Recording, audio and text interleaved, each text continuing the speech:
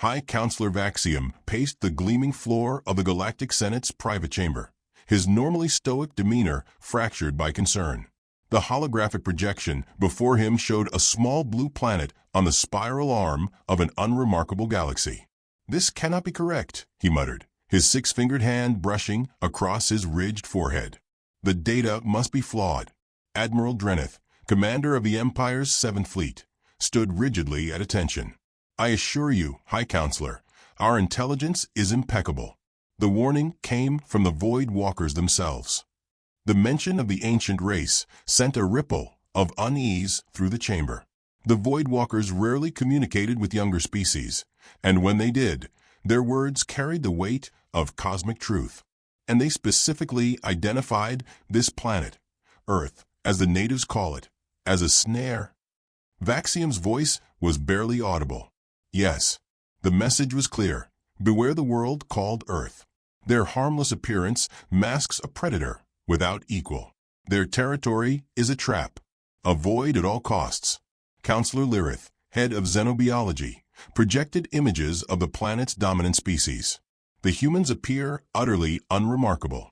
Pre-FTL civilization, limited planetary colonization, primarily carbon-based physiology. Nothing in our analysis suggests they pose any threat to an empire spanning 30,000 systems. Yet the Void Walkers have never issued a false warning, reminded Drenith. Vaxium studied the data more carefully.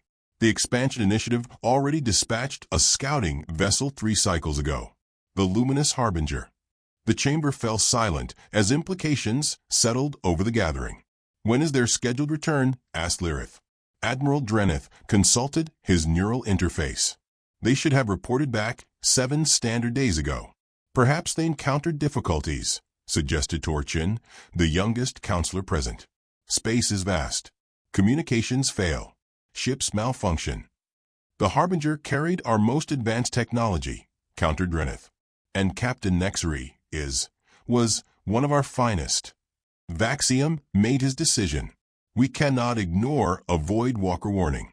Send orders to the 5th Fleet.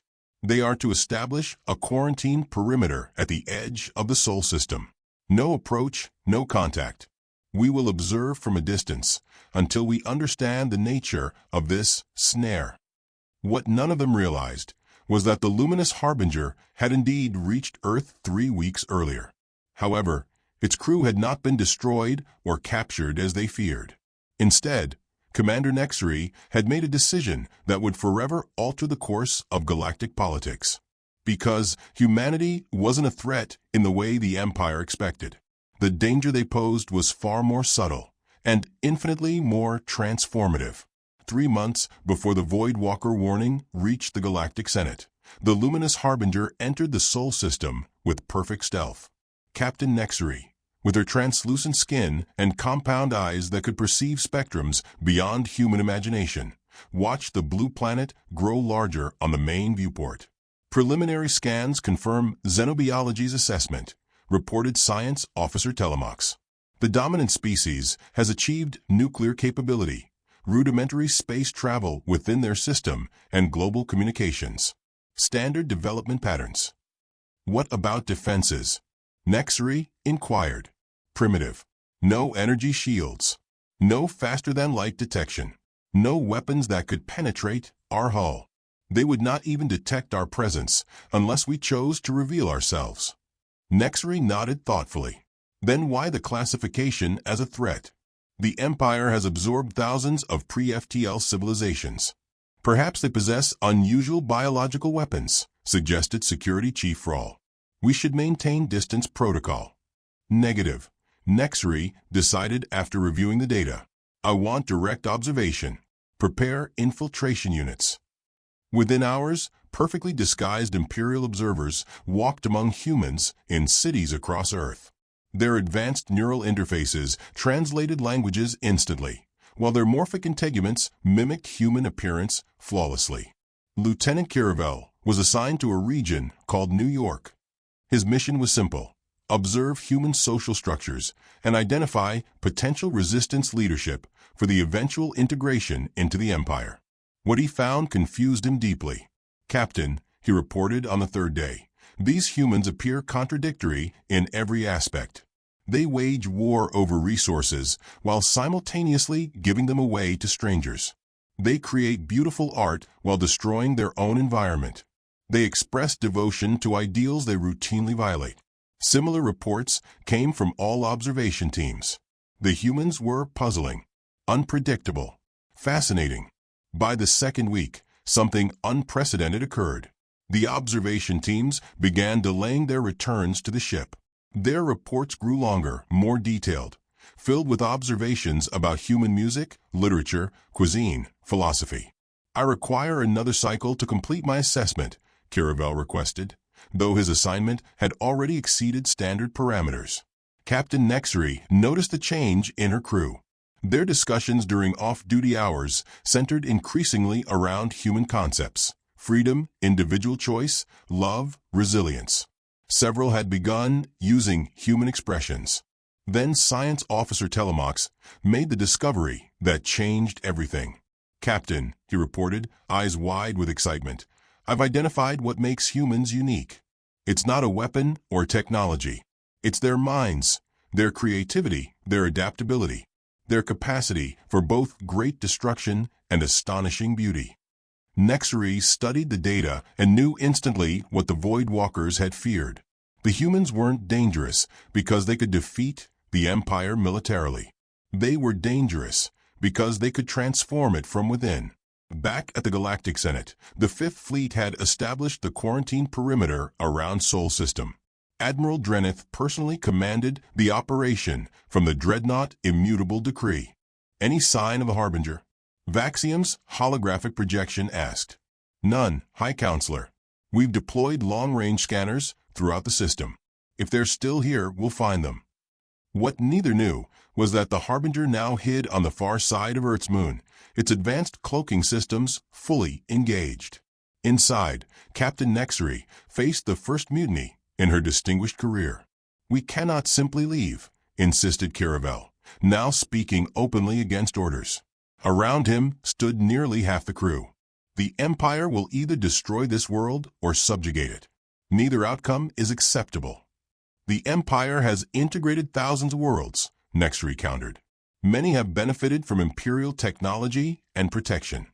"Integration." Science Officer Telemox scoffed. "You mean homogenization, conformity, the destruction of everything unique about a culture until it becomes another faceless node in the Imperial network." Nexery couldn't deny the truth in his words. The Empire's approach to primitive civilizations was methodical. Reshape them to fit the Imperial mold, eliminate cultural elements deemed inefficient or disruptive, replace local governance with Imperial oversight. "What do you propose instead?" she asked quietly. "We warn them," said Caravel. "We give them our technology, help them prepare." "That's treason," Security Chief Vrawl interjected. "The penalty is neural dissolution." "Perhaps," Telemox acknowledged. "But I've studied Earth's history. These humans, they've repeatedly faced existential threats from within their own species and survived. Their adaptability is unmatched in the Imperial record." "Their wars are barbaric," Vrawl countered. "Yes," agreed Caravel. "But have you experienced their music, their art? Have you tasted their food, read their literature? There is something here worth preserving, something the Empire would destroy." Captain Nexery had served the Empire faithfully for over 3 centuries. She had overseen the integration of 17 worlds. Yet now, faced with this small blue planet and its contradictory inhabitants, doubt crept into her mind. "The Fifth Fleet has arrived," reported the sensor officer. "They've established a quarantine perimeter." Nexery made her decision. Communications, prepare a message to Earth's leaders. Encryption level maximum. Engineering, begin preparations to transfer selected technologies. "Captain," Vrawl protested, "this violates every protocol." "I know," Nexery replied calmly. "But the Void Walkers were right. Earth is a snare. Not for our bodies, but for our perspectives. And I find myself unwilling to escape it." As the crew mobilized, none noticed the small Imperial probe that had detected their position and was already transmitting their location back to the Fifth Fleet.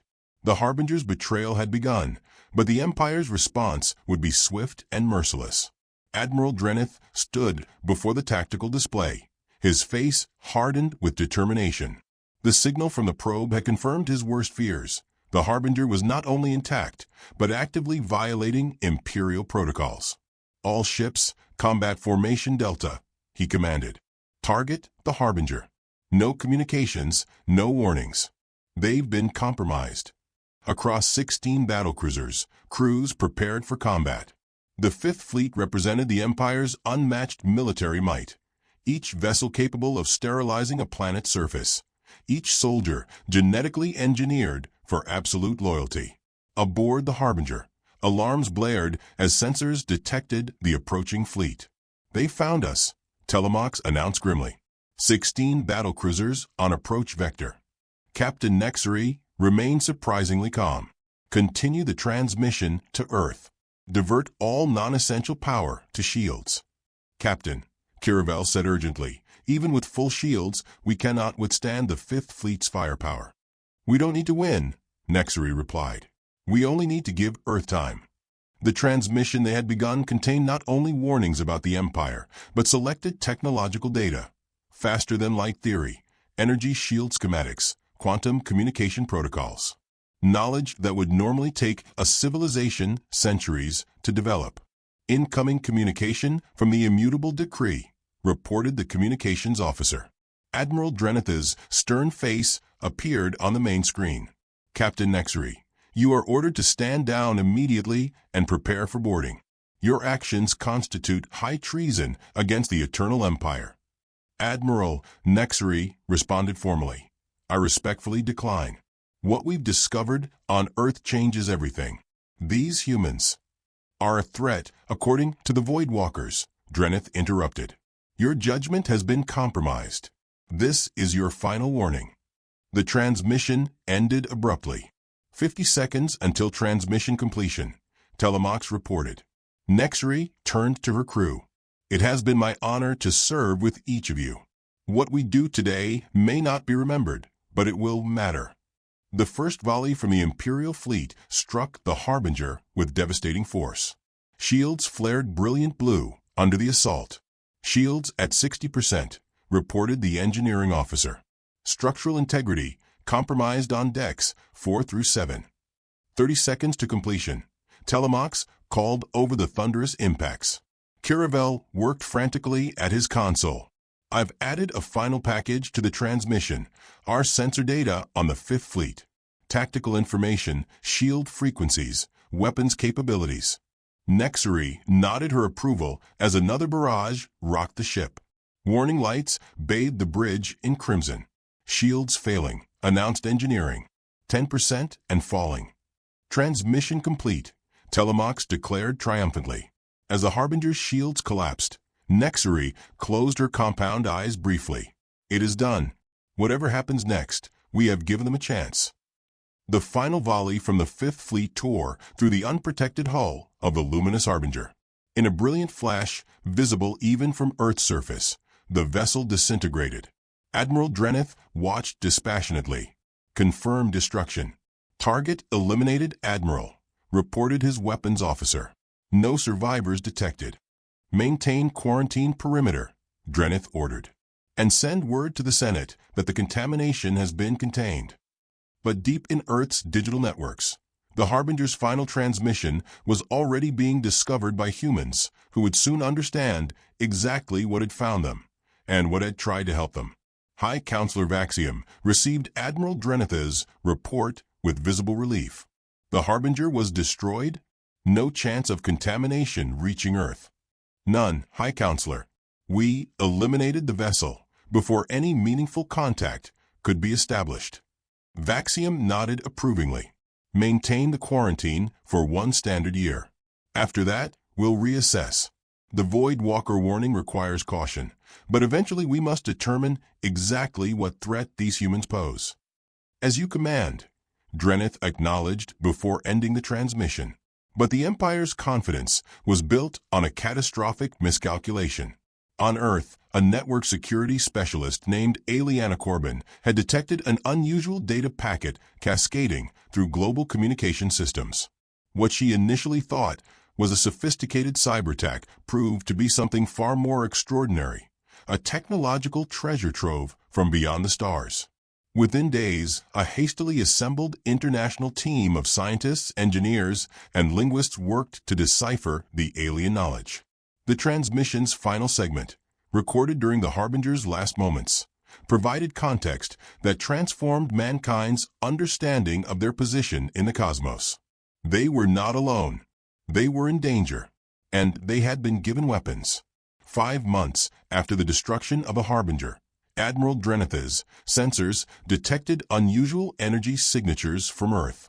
Some form of experimental fusion technology, his science officer suggested, consistent with their development trajectory. Drenith accepted this explanation until similar readings appeared on Mars, then Jupiter's moons, then throughout the asteroid belt. Humanity was expanding through their solar system at an impossible rate. Magnify that construction around their moon, he ordered, studying the structures taking shape.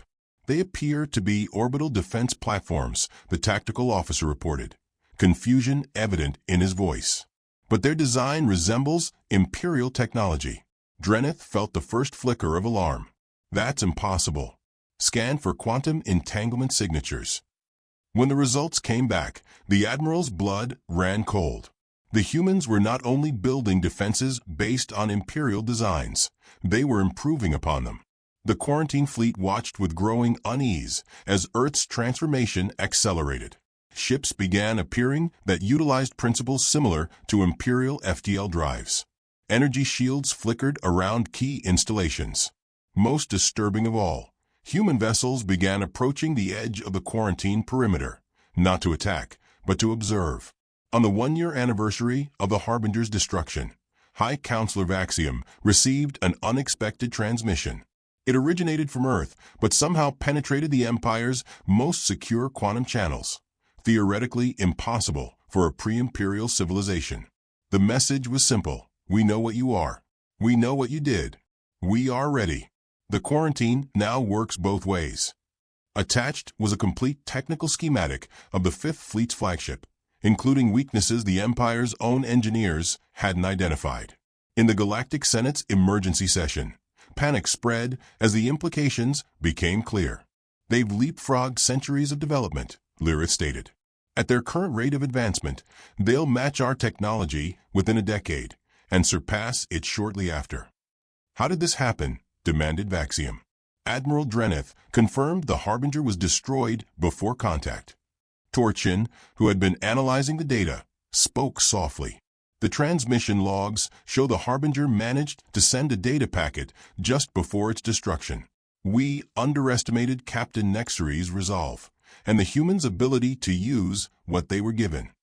The Voidwalkers were right, Vaxium realized too late. Earth was a snare, but not in the way we imagined. The snare was in how quickly they could adapt, how rapidly they could evolve.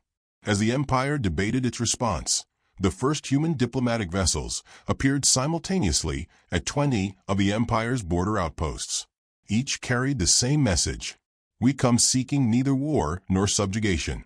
The crew of the luminous Harbinger sacrificed themselves to give us a chance. Their gift will not be wasted. The age of empires is ending. The age of cooperation begins today, with or without you. Across the galaxy, Imperial citizens watched with fascination as broadcasts from Earth spread through communication networks. The humans spoke of freedom, of self-determination, of the beauty in diversity rather than conformity. The snare had been sprung, not just capturing Earth, but the imagination of trillions across the stars. And for the Eternal Empire, it was indeed already too late. The revolution would not be militaristic.